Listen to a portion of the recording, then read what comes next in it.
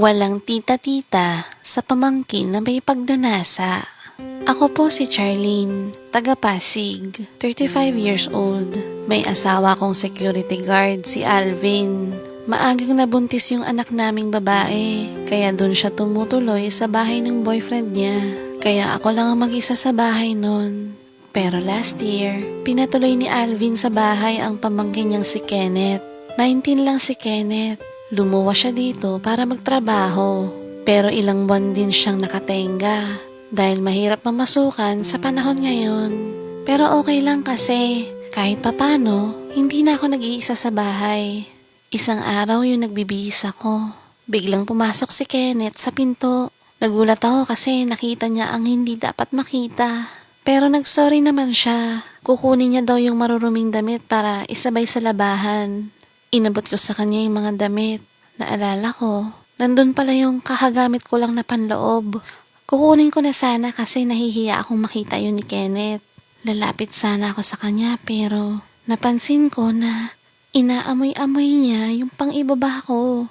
Doon ko nalaman na may pagnanasa pala sa akin si Kenneth. Isang araw nakaramdam ako ng init. Niyaya ko si Alvin na mag-ano, pero pagod daw siya. Bukas na lang daw. Paggising niya, nagmadali naman siyang pumasok sa trabaho. Nalimutan niyang ibigay ang pangangailangan ng katawan ko. Niyaya ko si Kenneth mag-almusal dahil hindi naman kinain ni Alvin yung hinanda ko para sa kanya. Sinabi ko kay Kenneth na nakita ko siyang inaamoy yung panloob ko. Nagulat siya pero sabi ko sa kanya okay lang yon. Nasabi ko rin sa kanya na minsan na lang akong galawin ni Alvin. Sabi ni Kenneth kung gusto ko daw na siya na lang muna. Lumapit siya sa akin at yun na nga. Nangyari na ang matagal naming parehong inaasam. Halos araw-araw may nangyayari sa amin ni Kenneth hanggang sa makahanap siya ng trabaho. Nagkaroon din siya ng GF.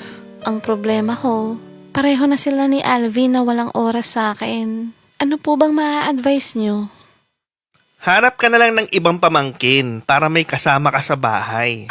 Kaso mali ang ginagawa mo. Masama yan. Nandiyan naman ang asawa mo. Kulang lang sa himas yun. Tama. Ang problema mo kung paano gaganahan si Mister sa'yo.